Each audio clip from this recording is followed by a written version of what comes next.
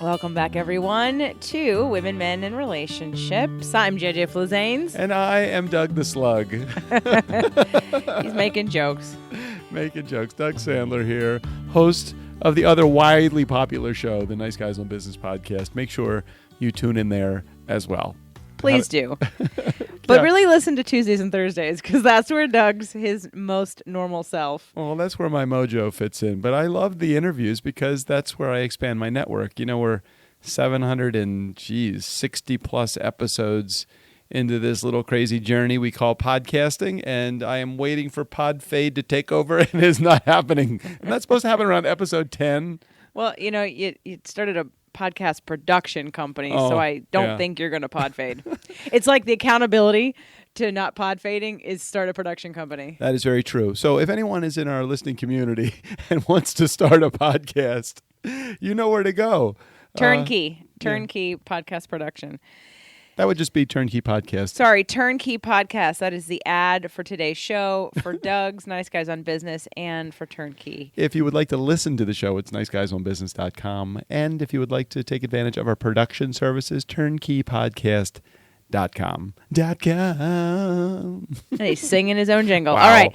So today we're going to follow up with what we talked about last time. Oh, sex. Right. Oh, Jesus, this is So great. we started our homework, which we told you we'd do, which was to start listening to David Data's Enlightened Sex. And there, I believe, are 6 CDs. And we started with disc 1, and we only got through 6 of the tracks, because it's actually, there's 2 sessions in one disc. You want to know what the most challenging part is? The guy's got such a great voice. I had a hard time focusing on the material, and it was so soothing. I fell asleep, and so did you. Yeah, I know. We were on a plane coming home from being away. We were a little tired, and David Data, you have a voice almost like Eckhart Tolle. You almost have a voice like Eckhart Tolle, which is, although he's a little less emotional, but nonetheless, when you're listening to it, it puts you to sleep. This reminded me of another episode of another show that we did where you said to me, or maybe this was, I can't remember if this was in Women, Men, and Relationships or The Nice Guys or your show, but talking about the falling asleep while watching the movie, I'm like, okay, that was your show. Oh shit, I fell asleep. She's going to get pissed at me. I fell asleep while I was listening to this. And then I glanced over at her and she had fallen asleep. I felt like I had license to get angry, but I didn't want to. But if you would have quizzed me on what I heard, I would have told you, because I actually wasn't sleeping. I was in a deep meditative space. Bullshit that you did that I am during. about to call bullshit on this. Your mouth was open. Your mouth was fucking open. You were asleep. Deep meditative, my ass. I could tell you what was said on each one of these tracks. Okay, well, you know what? That's because you retain information very well. Even if I stayed awake the entire time, and I only fell asleep for just not even probably 30 seconds of it, I still can't remember the 3 categories of love that there are, the 3 categories of sex that there are, and I remember that he did cover them on track 1 on disc 1. Yeah, so I'm going to read to you, Doug, and audience, so we can get around the topics. Session 1 is called Love, Romance, and Sexual Polarity. Yes. So love, surrendering or closing. Romantic infatuation, falling into a pair. Sexual polarity, the attractive play between masculine and feminine. And the last 2 tracks, the masculine and feminine principles, consciousness and light, and the dynamics of sexual polarity. All right, so the one that got me the most, I mean, do you want to go through this in any particular go ahead. order? The one that got to me the most was the one that was talking about the polarity between male and female, masculine and feminine. And it was so amazing that you both can't be in the same position to have any type of sexual attraction, which makes it very challenging sometimes for people that are that have similar, somebody that, you know, you come into a situation and there are feminine characteristics sometimes, and I can see that I exhibit some of them sometimes, and when you play the more masculine role, that's hot for me. And the other way, you know, when you take charge, when you are in that position, and when I am in a position of surrender, and that's not in a way of that's not in a derogatory way. It's just the reality of masculine and feminine roles. when we play the opposite, when I am masculine and you are feminine, again, the same thing. I find myself being pulled towards you, and I didn't realize it until I was listening to this audio. What else did you think was interesting or unique about, let's see, the romantic infatuation, sexual polarity, and masculine and feminine? Did you hear anything? Because he goes over masculine and feminine energy, which I have not talked about really on a show. I know I've brought it up in when other people I interview bring it up, or one of my past teachers, Satya and Raja, who uses a lot of David Data's work in his work. And it's a very important principle because it's not just male and female, right?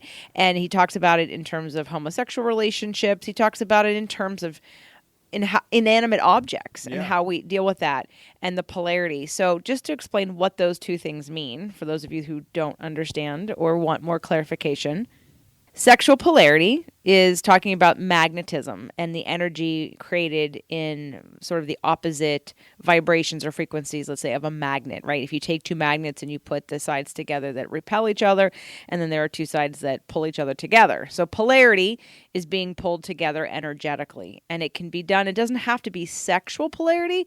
He just talked about polarity in many different ways. But in terms of relationship and sex, to set the stage, we have to have polarity in order to have sexual desire. And many times, especially in the beginning of a relationship, people are attracted to each other for some of those polar opposite energies, but over time start to assimilate back into more of a neutral place, which is then why there is less sex, I think, in marriages and relationships as time goes on, because sort of the friendship thing takes over and the masculine feminine gets watered down, because you tend to attract people who are kind of like you in ways, and then you play off that back and forth. So the masculine energy is almost a little bit like left brain energy. It's like direct and assertive and strong. And I know for a lot of you out there who are either homosexual, or you could be a more masculine woman. Definitely careers make women more masculine, and that's fine, as long as for women, the dangers are to learn how to be in your feminine. And maybe you don't have a lot, maybe you don't like it, and that's fine. Because the polarity could be with a very masculine woman and a very feminine man. Well, and I can tell you from my experience, I tend to be attracted to somebody that has a very strong personality. I love being involved in a relationship with a woman like yourself, JJ, and that you very entrepreneurial, very independent in your thinking, and that tends to be more of the masculine energy, and that allows me to express some of that femininity that I might have.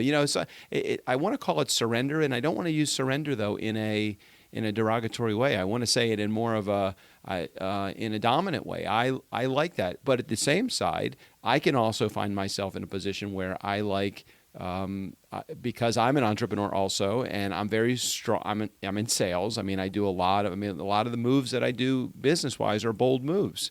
So for me, I get that masculine charge.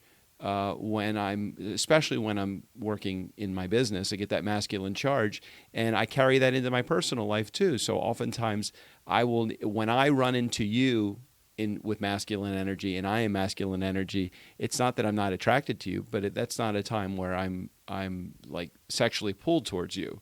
It's when I can go beyond where I am as a man and masculine, and become more of the feminine side of my personality, and that turns me on when it comes to you. Thanks, babe. For a lot of women who live in their masculine during the day with a career, because let's be honest, those of us that really have strong left brains, we like it. We like the power and the independence and the purpose. For many years, part of the definition between masculine and feminine is that women are light. And that's true. Women are light. We are birth givers. We bring light. And the masculine is the foundation. It's often been talked about in the terms of like a river and a riverbank. The masculine energy is the riverbank. It's the container. And the feminine energy is the river, the flow. And we all have flow, and we all sort of have stability. Now, there are extreme versions of this. The Archie Bunker, sort of what David Data and Satyan have called stage 1 relationships, where there's been masculine energy with no heart and feminine energy with no strength. And moving into second stage relationships, which I know I've talked about on the show, but second stage relationship is the opposite of that, when men became more feminine to get in touch with their femininity and their emotions, but they lost their spine. And women wanted their independence, and so they went to work and they got jobs and careers and they became more masculine, and they didn't want to be feminine in terms of the ways that femininity was defined before, like stay-at-home mom or housewife or childbearer. They wanted to be more than that. And I know from a lot of women that I've been friends with, entrepreneurial women for a long time, some of them did that, and then some of them felt like they rebelled against that because it didn't feel like enough. And some women didn't do it at all because they didn't want to be judged for not having a brain or not being smart. So the second stage relationship was really when the masculine and feminine did a flip for men and women.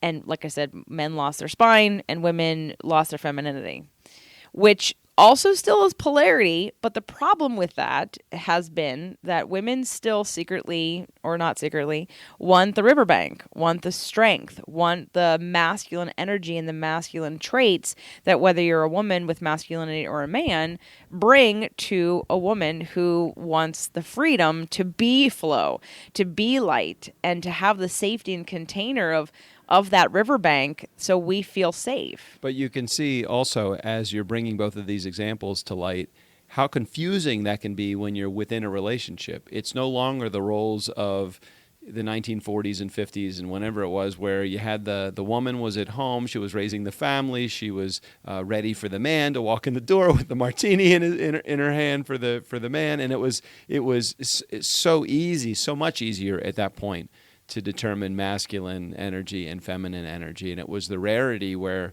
a woman appeared to be masculine at all. So nowadays, I think that this is a greater reason why people get married and get divorced. They get married and they get divorced, and they go through this insecurity of not knowing who they are, because their roles of masculine and feminine really do get confusing. I'd agree with that. I haven't moved to the third stage yet. The third stage is sort of where we're aiming for and where we are now, which I really think is just an infusion of consciousness, because women still want the masculine in men and the men still want the feminine in women. And how do we do that in today's age with all the other complexities that we're dealing with, which is that women just want to be equal in so many ways, which we are, by the way. I'm not at all suggesting that we're not, but I've heard that recently from some women who just focus on, whether it be in the government or in politics or whatever, in money. I don't work for anyone else. I probably would have a problem if I did and felt like it was being unfair, which is why I don't even work for anybody else. And I wouldn't. So for that reason, I'm sorry for those of you that are listening. I don't have as much experience in that recently. I've been an entrepreneur now for 17 years. I am unemployable for these very reasons. Feel the same way, gainfully unemployable. For these reasons. But third stage is where the masculine has a heart, the spine and the heart, and the feminine knows how to balance between having a masculine drive and passion and purpose, but also balancing that out with being feminine and not staying in masculine. You know, when I was dating years ago, before I was married and before even, I think, the last boyfriend before that, one of my acupuncturists, and I talk about this in Fit to Love, my acupuncturist, Shahid, I'd been telling him about dates as I was having a treatment, and he said to me, JJ, take the badge off and put the gun down. And I thought, and that was how he described me dating, because I was dating like I was working. I wasn't being light. I wasn't being fun and free and just sort of attracting things to me. I was on a mission, and that mission is masculine energy. So I'm going to naturally repel a masculine man when I'm out there in a masculine energy trying to find a mate. And I learned that early on. And not that I'm saying by any means I have perfected or understand that balance, but what I really love about our relationship that I tried to set up pretty quickly when you moved in was having that time Monday and Wednesday morning, having that time on Tuesday and Thursday in the gym, having dinners, having time where we're spending it quality time together where I am detached from work because I want to be, because you want to spend quality time with me, because we enjoy some of the same things. And having that connection is what brings me back into the feminine. So let me be feminine for a second. So are you bored with that stuff? Or are you okay with that? Well, we haven't been doing it because we've been so busy. I know. And I think the other day I said that to you. I miss you. I miss you. It's like, yeah, when we're in that groove, when we're in that Monday, Wednesday groove of meditating and exercising together, and then the Tuesday, Thursday going to the gym together, and looking forward to that bag salad with just some protein in it, the rest of the nights of the week. Yeah, I feel like I'm being taken care of. I really do feel like I come into my feminine side at that point. I don't have to make decisions. I don't have to be in charge. I just let things just go.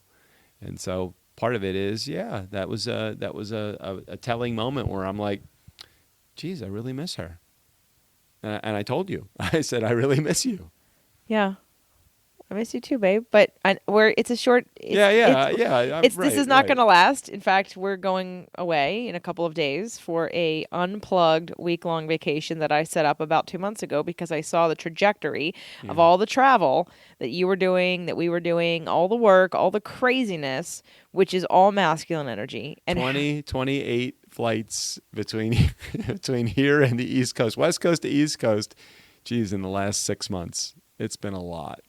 It's a lot, and between my event and trying to do this virtual ticket and get those, and then going back and forth with our client, it's just been a lot, and it's been way more than I can handle physically, actually. And I know this. I've never traveled this much. I don't think you've probably traveled this much. No, I've never traveled this much. Not at all. Right. Not at all. And so this is us learning what is not good for us physically, and maybe not that there's been any major issues, but I know I'm at the end of adrenal fatigue right now. I absolutely feel it. Where it's funny, the masculine side of me, it's like, no, I'm not there. I'm just like, okay, I just want to rest my head.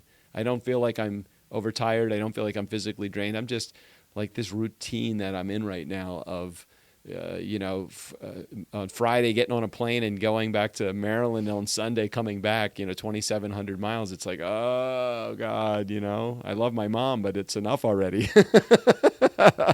Well, the other thing that you just brought up, as a male, you have more testosterone, and you are built to hunt the deer and make longer strides of hunting to get a rest that might be deeper but shorter in nature.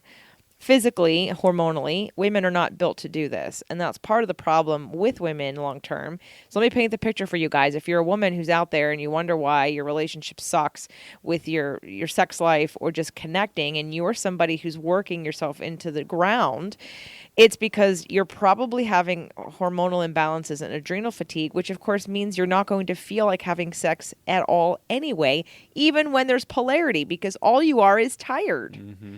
And one of the things this reminded me about, even though this is something I keep really at top of mind about trying to balance my energy, is the polarity piece, and something that I'm looking forward to you and I discussing a little bit more in terms of, because I also think, well, I know that besides masculine and feminine, what that means to you and how you interpret that, there's also why we need it. There's sort of the wounds that come along with wanting to be taken care of, or what that looks like, or how you get that, and sort of the things naturally that feel good for masculine and feminine energy.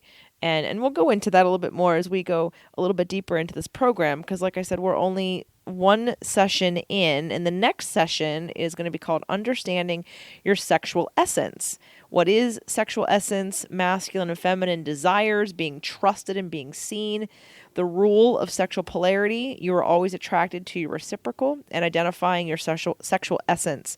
But we're not going to do that for another 2 weeks. We're going to do it while we're away. And then, so next week's show will actually be a little bit more commentary on an experience that we had recently with my parents, Doug meeting my parents, Wow. and all of us getting together in sort of the twilight zone that we both, or I felt like I was in. So I wanted to address that for those of you that either are going through a divorce or have been divorced or are thinking about divorce, understanding your feelings as you're going through this transition, because it's new for me, and every step of the way it's been an interesting uncovering of, obviously once you experience it, then you have a different relationship with it. So it is amazing the feelings that that one gets.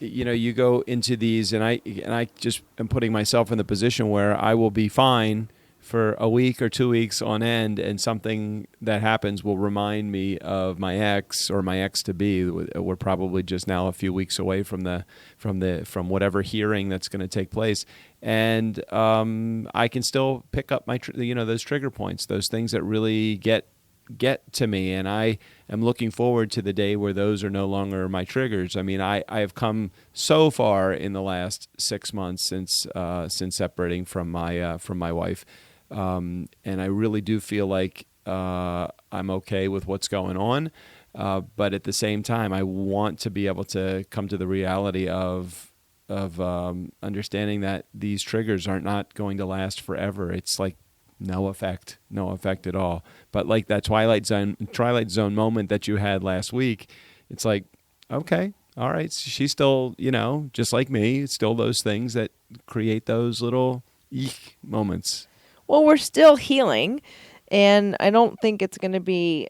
There's a difference between understanding the healing and being healed.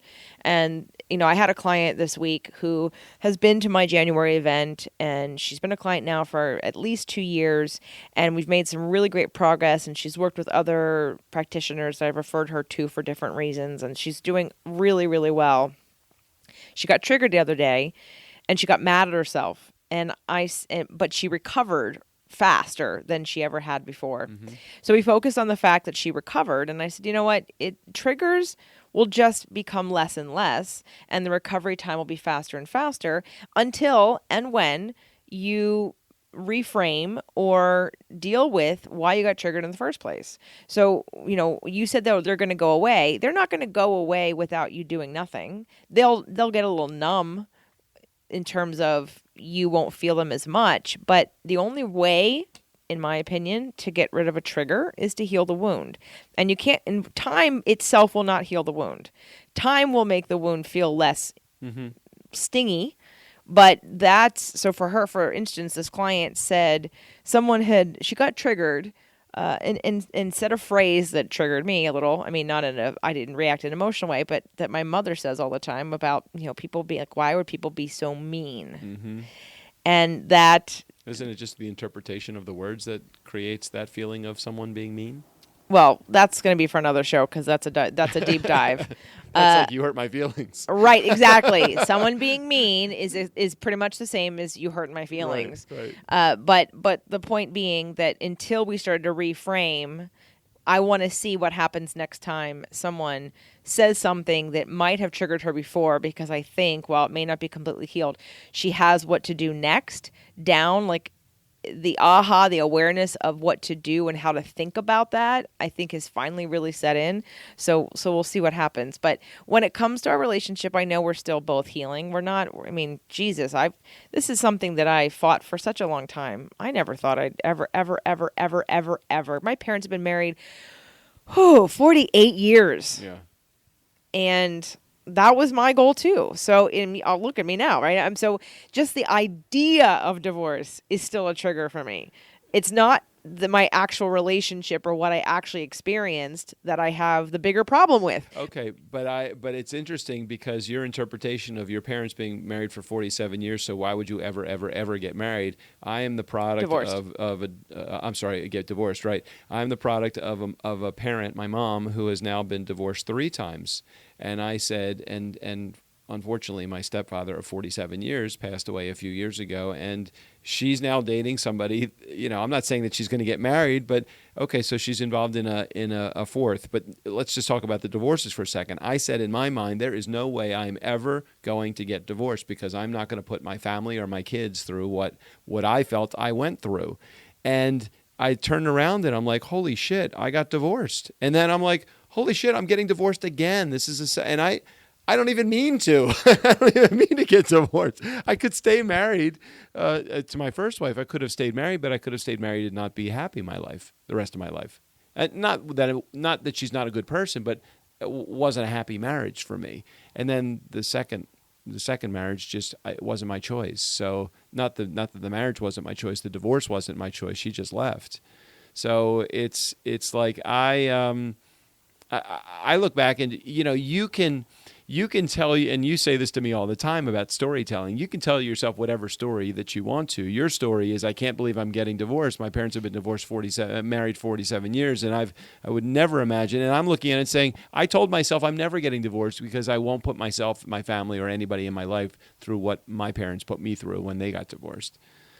It's just the story we tell ourselves. But ultimately, it's the reality of it is we just want to be happy people. And you're strong enough to be able to, you could have stayed in your marriage, but you were not happy in your marriage. Why? Just for the sake of saying, well, I will be married 47 years too. Oh, of course not. Right. I'm not going to stay in but just like you, it really wasn't, it was my choice because I'm the one that called him out on something that he wanted, which was to get divorced. And it was me fighting it and wanting to prove otherwise, that there was a reason we were together and that this was fixable. And I still believed it was fixable because, as we've talked about with the Imago show, I mean, I can outline all the reasons that it didn't work because he didn't actually do. Well, of course, he had to come to the table with something, and he didn't. Unfortunately, he didn't, and he's the fool for not doing that. I'm not criticizing him for his lack of desire to do it. What I'm criticizing him is his lack of action. It's like, just try it, just do something.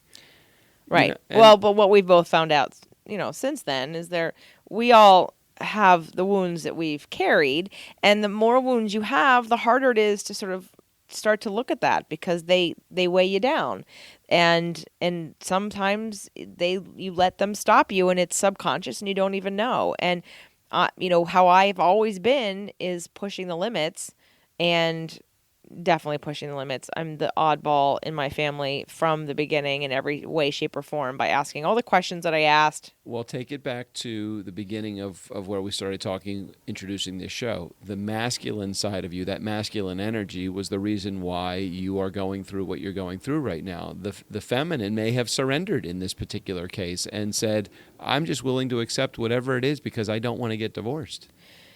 Well, the feminine isn't weak in that, although for a long time I didn't want to surrender to my feminine because I did think it was weak. I had a huge judgment about my feminine energy.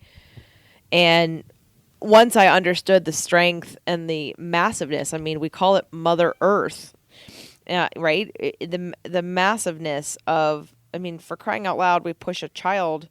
We can conceive. Our bodies are built to conceive. Without women, there's no life. Now, I understand without men, there's no life too because you provide the other part of the DNA. But you don't, as men, go through nearly the same physical things that we do. And I'm not saying that means women. We're just different. We're built different to do different things. There's different strengths, and they're complementary, and they need to be in balance, and there's definitely a polarity, and this is why, whether you're heterosexual or homosexual, we are attracted to what is the opposite of what we are. You know how hard it is to put up drapes? Have you ever tried to unclog a drain?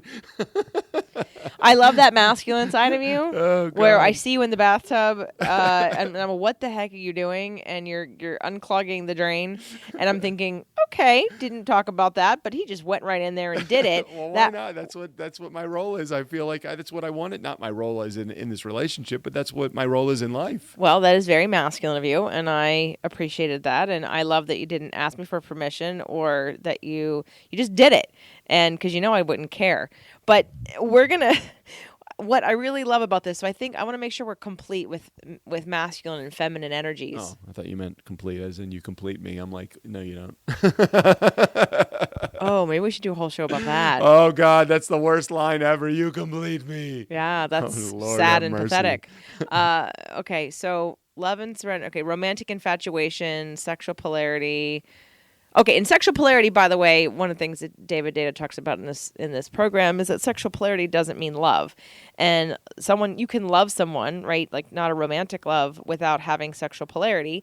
And you can have sex without love, and you can have romantic infatuation. So there's these different types of relationship, and just sort of setting the stage for what different pieces and parts we need to focus on to increase our enlightened sex capabilities. I like your pieces parts.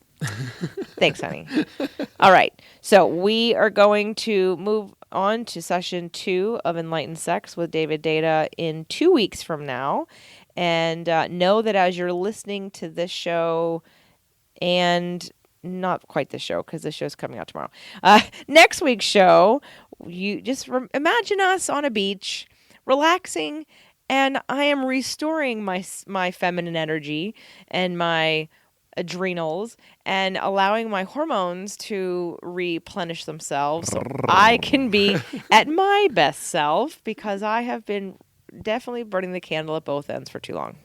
And I will be in the water surfboarding or something like that. Parasurf. What is it called? What's it called when you stand up on the surfboard with the paddleboard? Paddleboarding?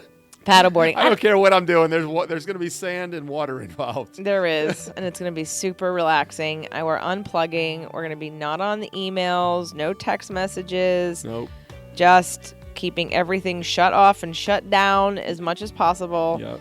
To really replenish, which is really needed in our environment today. I am excited about this. I am too. A lot to do before then, however. Right. So we're going to end this episode and work on next week's episode today. Hopefully you guys enjoyed today's show. We'd love to hear any feedback that you have. Get in touch as you know that you can, and have a great week.